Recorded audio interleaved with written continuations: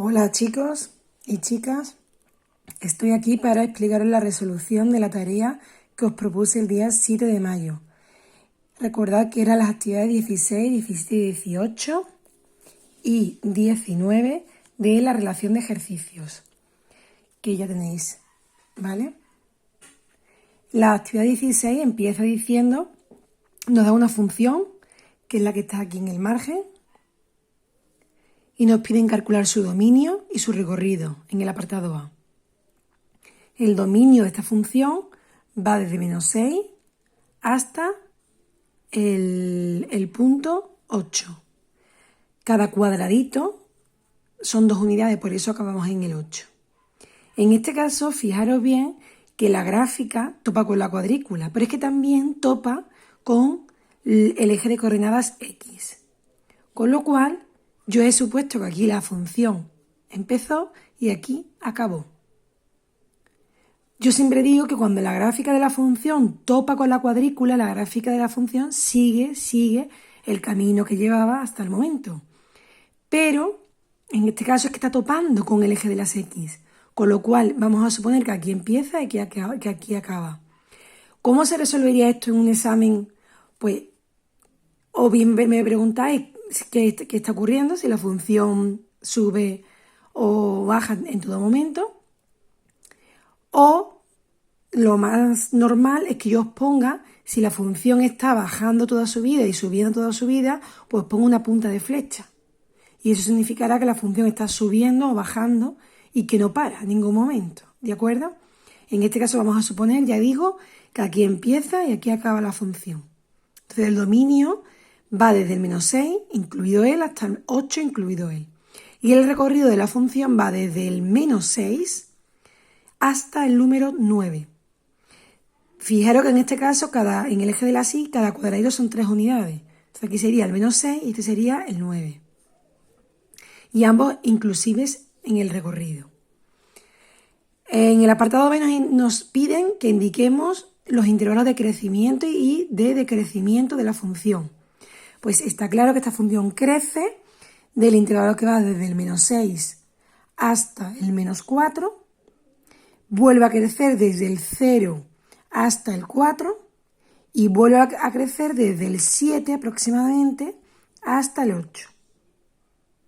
Y la función decrece desde menos 4, aquí está cayendo, hasta el 0 y vuelve a decrecer desde el 4 hasta el 7. Desde el 4 hasta el 7. ¿Cómo se escribe eso? Cuidado con la forma de escribirlo, porque se escribe con siempre paréntesis, nunca corchete y con uniones. Recordad que el único momento en el que podemos colocar corchete o paréntesis es en el dominio y en el recorrido.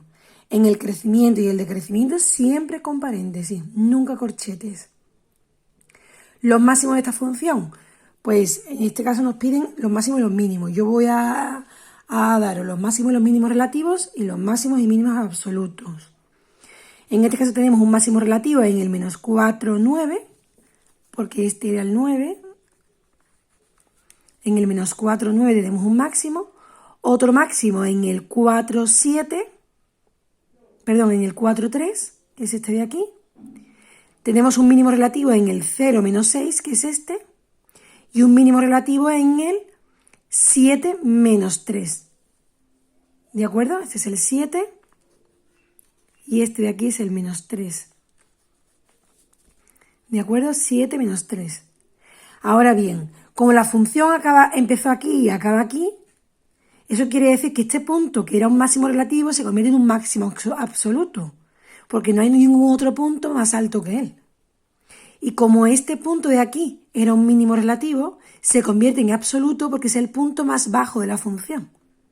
Con lo cual tenemos máximo relativo y este también máximo absoluto. Y aquí tenemos mínimo relativo y este también mínimo absoluto. En el apartado D nos preguntan que averigüemos si la función es simétrica o periódica. En este caso simetría no tiene, porque si doblamos la función por el eje de la Y, lo que hay a la derecha no monta sobre lo que hay a la izquierda. Y tampoco respecto del origen de coordenadas, porque recordad que teníamos que hacer dos dobleces, uno sobre el eje de las y y el otro sobre el eje de las x, era así y así, de esta postura, con lo cual esto que hay aquí debería caer aquí y no es así. Luego no hay simetría y tampoco es periódica, no hay ningún tramo, digamos, de la función que se repita una y otra vez. Seguimos, vámonos a la actividad número 17.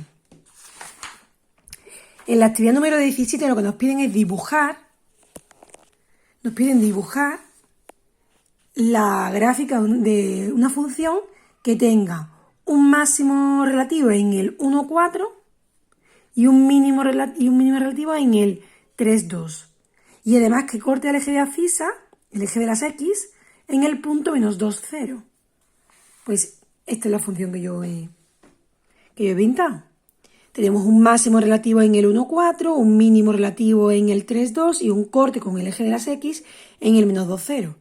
Lo que ocurra después de esta curva, cada uno lo que quiera. Yo he ido bajando y aquí he puesto que siga subiendo. Pero ya cada uno es libre de ponerla como desee. El ejercicio 18, copiar la gráfica de esta función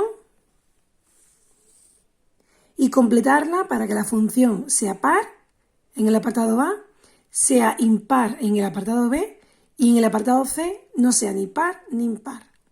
Con lo cual yo he hecho aquí, en el apartado A he copiado la función y para que se convierta en una función simétrica par, si doblo por el eje de las y, todo lo que hay aquí tiene que montar aquí. Con lo cual, esa sería la gráfica de la función simétrica par.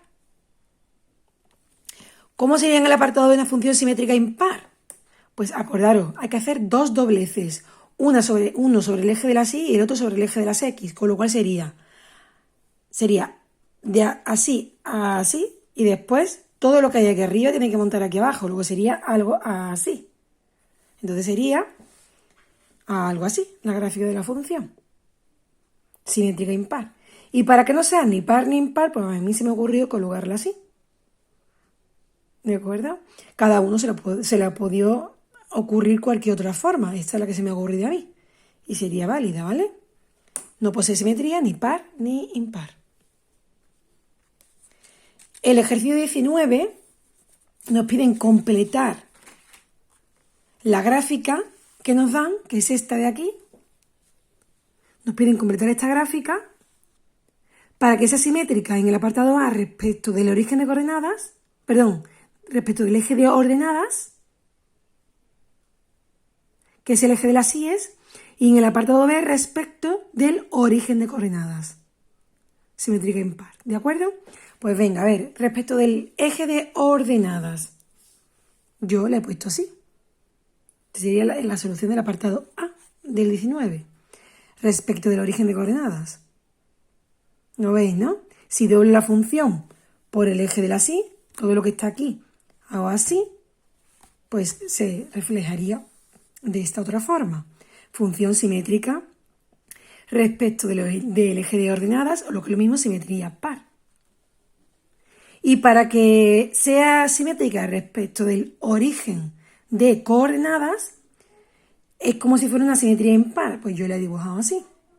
Fijaros que si hacemos un doblez sobre el eje de la y, todo lo que hay aquí montaría aquí, con lo cual esta rama de aquí seguiría fija aquí.